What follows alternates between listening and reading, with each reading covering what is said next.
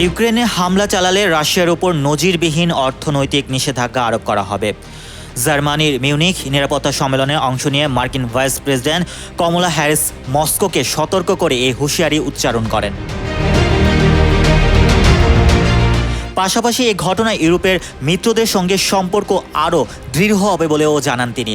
শনিবার কাতার ভিত্তিক সংবাদ মাধ্যম আল জাজিরা এক প্রতিবেদনে এ তথ্য জানানো হয়। রাশিয়ার প্রেসিডেন্ট ভ্লাদিমির পুতিন যখন সামরিক মহড়া পরিচালনা করছেন তখন মিউনিখ সম্মেলনে কমলা এ হুমকি দেন। এদিকে ইউক্রেনের প্রেসিডেন্ট ভ্লাদিমির জেলেন্সকি সমর্থন জোরালো করতে মিউনিখের পথে রয়েছেন।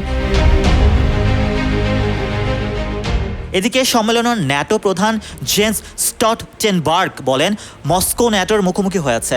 রাশিয়া ইউক্রেন সীমান্ত থেকে সেনা প্রত্যাহার করেছে এমন কোনো প্রমাণ নেই বলেও জানান তিনি। স্থানীয় সময় শুক্রবার উত্তর আটলান্টিক নিরাপত্তা জোট বা ন্যাটোর প্রধান জেন্স স্টলটেনবার্গ ও 3টি বাল্টিক রাষ্ট্রপ্রধানদের সঙ্গে সাক্ষাৎ করেন মার্কিন ভাইস প্রেসিডেন্ট।